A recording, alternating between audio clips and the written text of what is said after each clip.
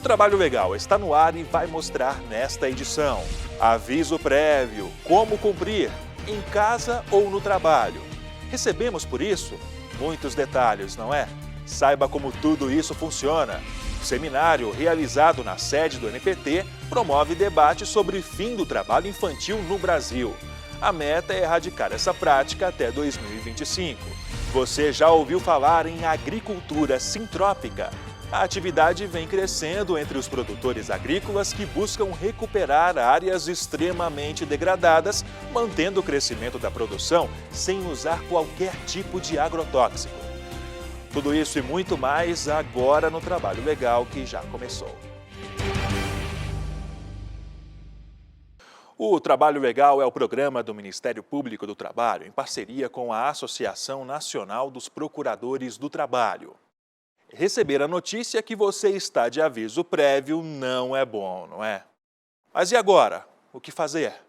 Saiba os direitos do trabalhador que está nessa situação. Dizem que para perder, basta ter.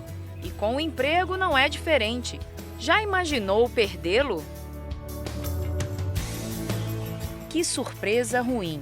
Pois é assim que se sentem os trabalhadores que são demitidos. Estarão desligados da empresa em um mês. E aí entra o aviso prévio, avisando o fim do contrato de trabalho. O aviso prévio ele é um instituto previsto no direito do trabalho, na consolidação das leis trabalhistas, no artigo 487 da CLT. Ele é um artigo que veio com uma finalidade precípua de resguardar o empregado de um término abrupto do contrato de trabalho. Ou seja, o empregado, na constância do contrato, fica resguardado aí para, de certa forma, não ser pego de surpresa, ele não ser comunicado da sua dispensa e ficar aí desguarnecido materialmente. O que não faltam são dúvidas sobre o assunto. Meu nome é Antônio Roberto, gostaria de saber o que é aviso prévio trabalhado. Antônio, o aviso prévio trabalhado ocorrerá da seguinte forma. Ele será proporcional ao tempo de serviço quando o empregador demite aquele empregado sem justa causa. Então, ele sendo trabalhado, o empregado deverá ir à empresa e cumprir todos aqueles dias trabalhando na empresa. Neste caso, o empregado também terá direito de uma redução no horário do seu trabalho. Ele poderá optar por 2 horas a menos na sua jornada de trabalho, durante o prazo do aviso prévio, ou 7 dias corridos ao final deste aviso prévio. Meu nome é Silvano Assunção, sou supervisor e gostaria de saber se cumprir aviso em casa é legal. Silvano, neste caso do aviso prévio cumprido em casa, por ele não ser permitido em lei, as verbas trabalhistas devem ser pagas 10 dias após a rescisão contratual. Meu nome é Matheus Pereira, sou estudante. Gostaria de saber o que é aviso prévio indenizado. Matheus, o aviso prévio indenizado ocorre quando o empregador opta que aquele trabalhador não trabalhe na empresa nos dias referentes ao aviso prévio. Neste caso, ele deve pagar uma indenização que seria referente àqueles dias que ele trabalharia na empresa. Ainda existem outras situações. Por exemplo, quando o funcionário pede demissão. Quando o empregado pede demissão, o aviso prévio ocorre da seguinte forma. Ele poderá ser tanto trabalhado como indenizado. O trabalhado será durante o prazo de 30 dias, mas se o empregado decidir não trabalhar por aquele período de 30 dias, o empregador tem o direito de descontar do seu salário aquele valor referente aos 30 dias que seriam trabalhados. E não é só isso. Agora, importante lembrar que, quando o empregado é demitido por justa causa, ele não tem direito ao aviso prévio, pois a sua demissão ocorre de forma sumária. Ele também não tem direito a verbas indenizatórias, recebendo apenas o saldo de salários, férias vencidas e 13º vencido. Ainda podem ocorrer casos de estabilidade durante o período de aviso prévio. O aviso prévio é importante destacar que o parágrafo 6º do artigo 487 da CLT ele determina que ele é integrante do contrato de trabalho para todos os fins legais, para todos os efeitos. Então, quando você está no curso do aviso prévio, embora você esteja em vias de terminar o contrato de trabalho, pode acontecer de ocorrer uma circunstância de estabilidade, a exemplo da estabilidade gestacional. né, garantida constitucionalmente. Nessa situação, o TST tem um entendimento, o Tribunal Superior do Trabalho tem um entendimento de que esse aviso prévio, ele na verdade é inválido, né, fundado na súmula 348 do TST. A Lei 12.506 de 2011 complementa as regras do aviso prévio. Essa lei fala o seguinte, que nas hipóteses de ruptura do contrato de trabalho sem justificativa por parte da empresa, o empregado terá direito de, além desse prazo mínimo de 30 dias, 3 dias de acréscimo a cada efetivo 1 ano de serviço prestado. Então, se o empregado trabalhou, por exemplo, por 2 anos, ele tem direito a 36 dias de aviso prévio.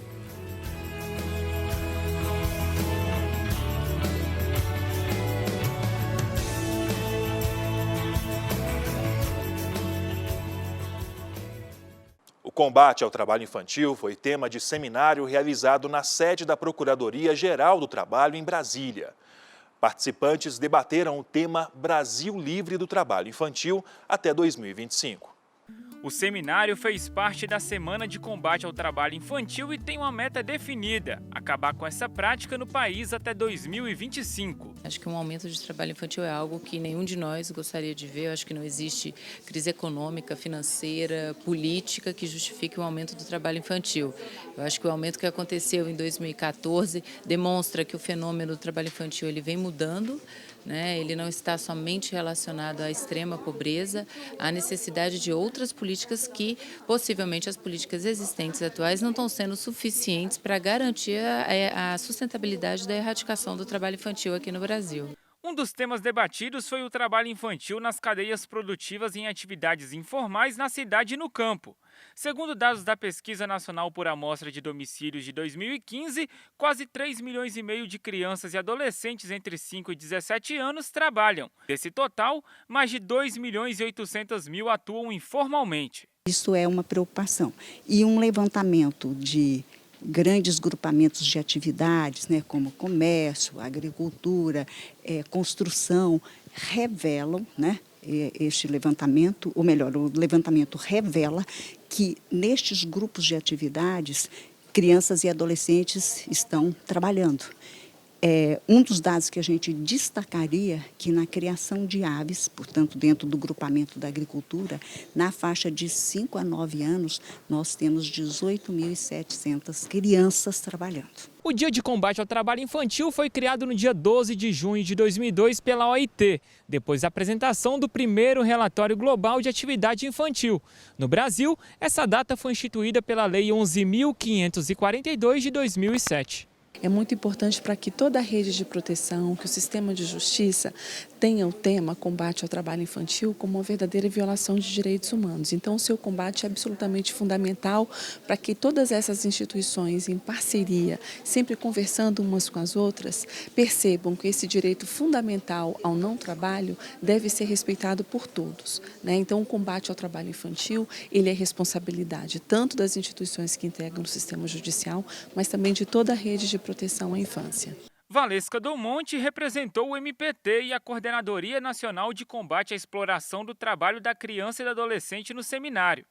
Para a Procuradora do Trabalho, a mobilização é fundamental para a erradicação dessa prática no país. O Ministério Público do Trabalho tem como meta prioritária a erradicação do trabalho infantil.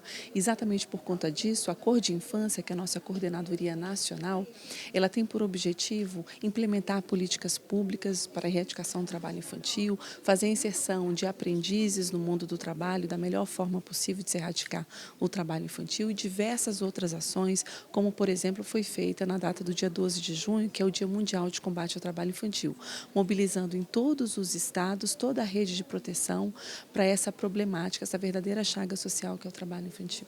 A Constituição Federal proíbe o trabalho noturno para menores de 18 anos em locais insalubres ou perigosos e qualquer trabalho para menores de 16 anos, salvo na condição de aprendiz, que pode ocorrer a partir dos 14 anos. Para Maria Cláudia Falcão, as empresas precisam se conscientizar e saber como funciona toda a cadeia produtiva, para não ter fornecedores que utilizam mão de obra infantil. Existem, punições administrativas, sanções, multas, que são aplicadas aos empregadores onde se constata trabalho infantil. Mas hoje no Brasil podemos dizer que praticamente o trabalho infantil está erradicado no setor formal, Então temos que trabalhar com o conceito de cadeia produtiva, onde uma empresa ela tem que ser responsável por toda essa cadeia e garantir que dentro dessa cadeia produtiva não exista trabalho infantil, que nenhum dos fornecedores dessa cadeia se utilize do trabalho infantil.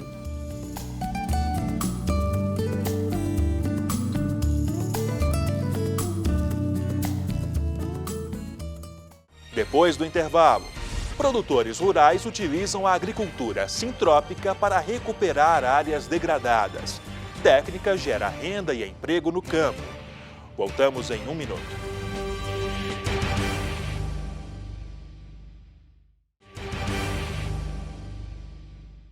Trabalhadores rurais encontraram na agricultura sintrópica uma forma de manter a produção sem o uso de qualquer tipo de agrotóxico. O plantio e colheita de frutas, legumes e verduras da chamada floresta geram renda e emprego no campo. Gilvan trabalhou durante 4 anos em lavouras onde o uso de agrotóxicos era livre. Ele manuseava o veneno sem nenhum tipo de proteção. Contou que ficou assustado com o que a exposição prolongada ao produto causou à saúde dos demais agricultores. Era muito assim, o trem meio complicado, porque você tem que mexer com tudo, negócio de agrotóxicos, as colheitas também dá muito rápido também, sempre é assim um pouco complicado mexer com agrotóxicos. Não usava nenhum tipo de equipamento, nem nada, os que trabalhavam muito tempo, tinha uns que passavam mal-estar, vomitava por causa do agrotóxico. Tudo mudou, e para melhor, quando ele foi trabalhar no sítio do Guilherme. No local, é praticada a chamada agricultura sintrópica, em que não se usa qualquer tipo de agrotóxico para manter a produtividade. No nosso plantio ele é baseado nos sistemas naturais, na floresta. A floresta é a nossa mãe, é nosso guia, que é quem nos ensina como que a gente deve fazer. Então a gente vê que ela não compete. A natureza, por assim dizer, ela funciona de forma harmônica, cooperativa. Uma planta ajuda a outra, o bichinho, o inseto, a bactéria, o fungo. Todos funcionam dentro de uma lógica que é para melhorar a vida, Aumenta a qualidade de vida no planeta Terra como um todo. Então a gente traz esse conhecimento para a nossa prática agrícola. Nos 2 hectares do sítio do Guilherme, ele planta pelo menos 30 tipos de alimentos. São verduras, frutas, legumes, tudo plantado junto e crescendo em perfeita harmonia. A rúcula está aqui na dela, ela vai crescer 30 dias ali, a gente vai cortar a rúcula. E vai ser mais ou menos o mesmo tempo que a gente vai estar colhendo alface também. Cada um no seu lugar, no seu espaço, sem competir, sem brigar, colhe os 2. Segundo o Ministério do Meio Ambiente, o Brasil é o líder no ranking de países no mundo que mais consomem produtos com agrotóxicos.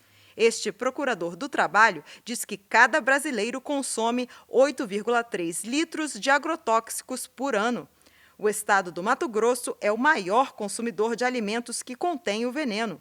São 50 litros de agrotóxicos consumidos por cada habitante por ano no estado. Esses modelos de agricultura, digamos assim, menos químico dependentes, ou então que sejam químico independentes, eles são sempre uma alternativa interessante, mas como o Brasil é um grande produtor e produz, hoje a nossa balança comercial depende muito desse fator, ele tem um dado econômico que não pode ser ignorado. A questão é tornar essas pesquisas viáveis, indicando modelos de produção que sejam aplicáveis em grandes áreas, para grandes volumes e não para pequenas propriedades apenas. Nas monoculturas tradicionais, os agrotóxicos são aplicados, por exemplo, com pulverizadores para o controle de pragas e para o aumento da produção. Já no sistema da agrofloresta, é o uso do veneno que pode colocar em risco todo o resultado do processo. Esse aqui é um pé de berinjela, Só que a gente pode verificar o seguinte: pelas folhas, o pé está infestado com algum tipo de praga. Então, Guilherme, eu quero saber de você o seguinte, como é que você faz, então, para substituir o agrotóxico, né? Que o agrotóxico, ele é usado exatamente para eliminar esses tipos de pragas, bactérias, fungos, lagartas. Como é que você faz, então, para esse tipo, né, de situação não acontecer, para não destruir as suas plantações?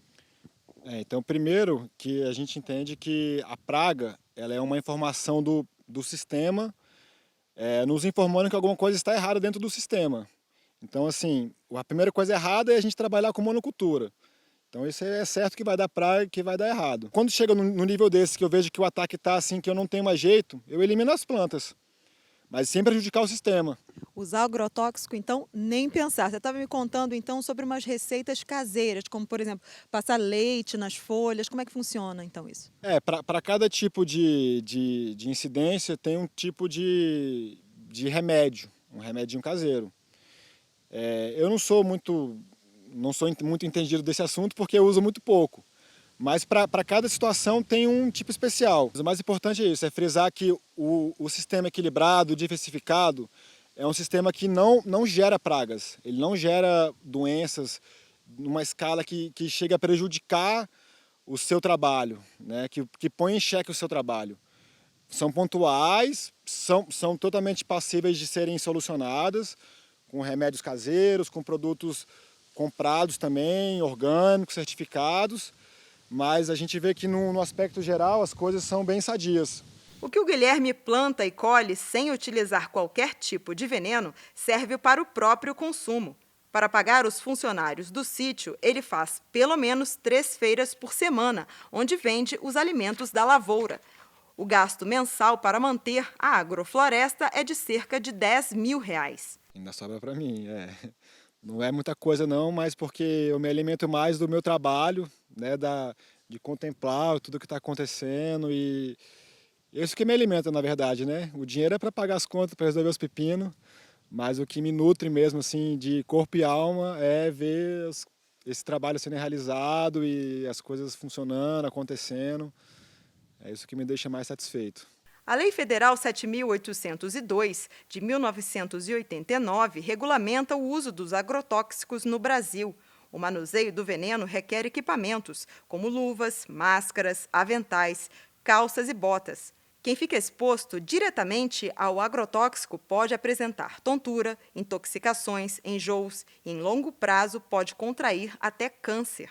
O procurador do Trabalho garante que o MPT está atento às ações que visam a segurança e a saúde dos agricultores. É importante cobrar, para ser efetivo, políticas públicas, mesmo essas questões que são da alçada do Banco Central em relação a cobrar dos agentes financeiros que haja o estabelecimento de uma política de responsabilidade socioambiental, cobrar a atuação do Ministério do Trabalho e Emprego na fiscalização das medidas de proteção, e talvez sejam os mecanismos mais efetivos.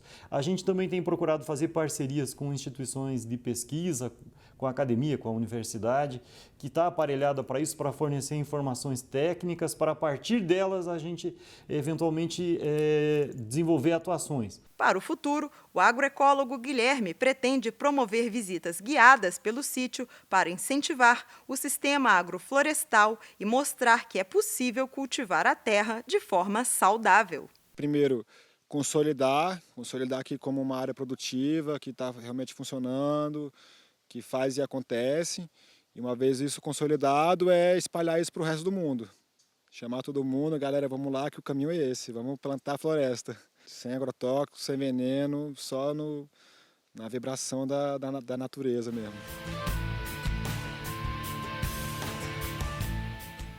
Após o intervalo, a falta de registro na carteira de trabalho pode ocasionar ao empregado uma série de consequências, como, por exemplo, a não obtenção da aposentadoria. Não saia daí, voltamos já.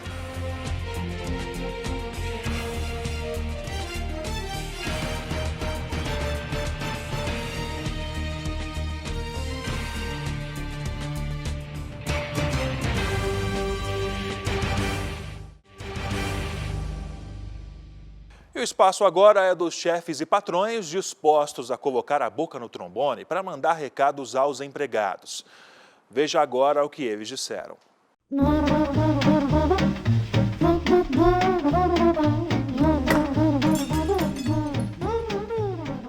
nome é Jenny Alves, sou gerente responsável pelo restaurante Boom. Gostaria de agradecer a todos os meus colaboradores pela presença, confiança e pelo crescimento da loja e deles mesmos. Agradecer eles pelo serviço prestado com eficácia para a empresa e fazendo com que a empresa cada dia cresça melhor, né?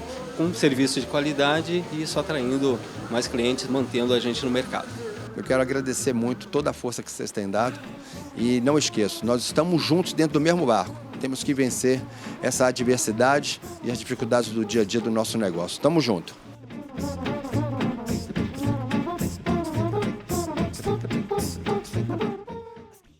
A falta de registro na carteira de trabalho pode ocasionar ao empregado uma série de consequências, como, por exemplo, a não obtenção da aposentadoria.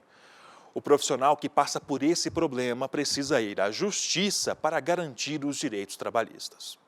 Marcela é professora há 21 anos.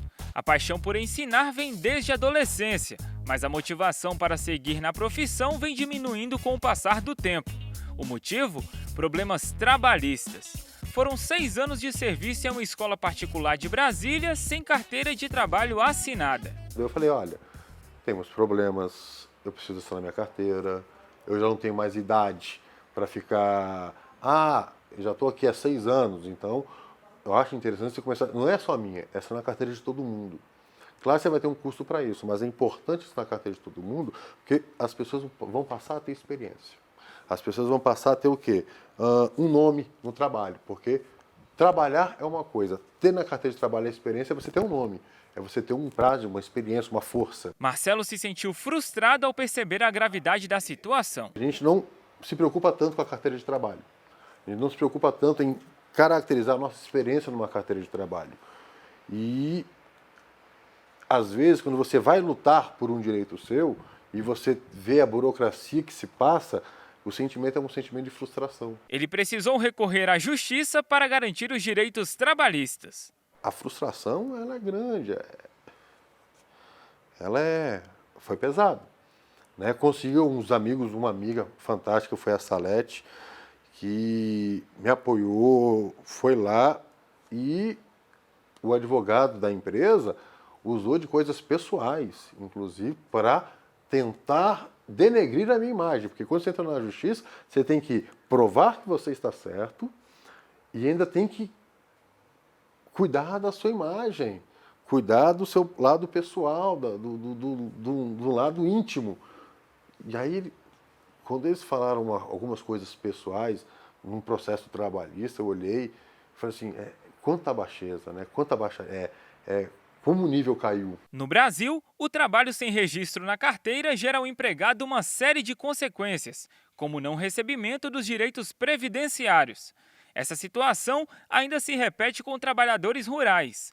Dorvalino já poderia ter se aposentado, porém na carteira de trabalho só tem registrado 7 anos de serviços prestados. As pessoas sempre trabalham, não ficham a carteira, né? Então, muitas pessoas conhecem um rapaz lá que trabalha há muito tempo na nossa fazenda, com um homem só, já faz 4 anos que fechou a carteira. Eu quero fazer para ele.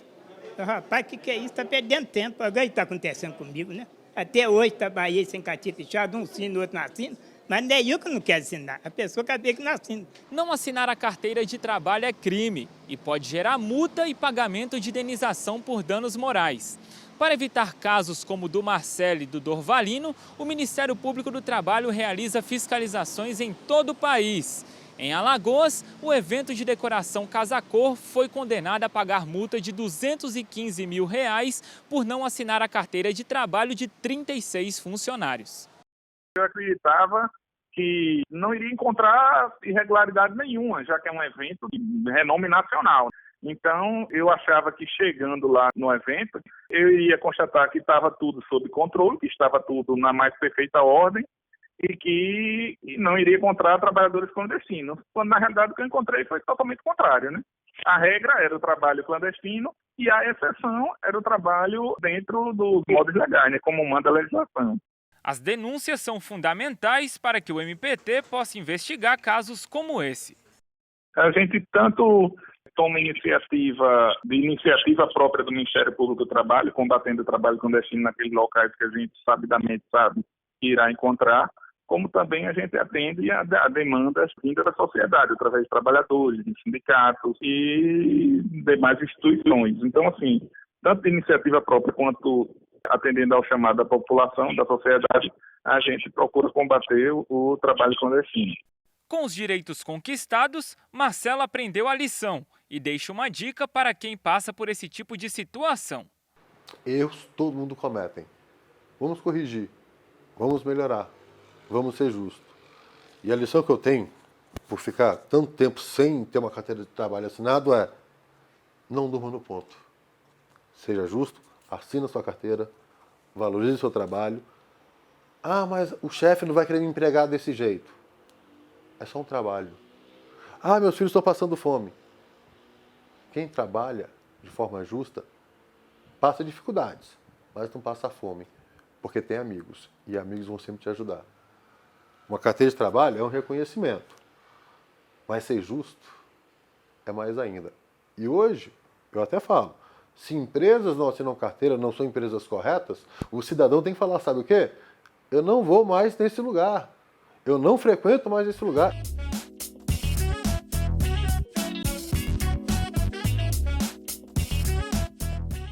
E você aí, tem alguma sugestão de reportagem? Então é simples, basta enviar um e-mail para trabalholegal.pautas@gmail.com. Agora, para mais informações sobre o Ministério Público do Trabalho, basta acessar www.mpt.mp.br e também o Facebook ou o canal no YouTube. Esta edição fica por aqui. Uma ótima semana para você.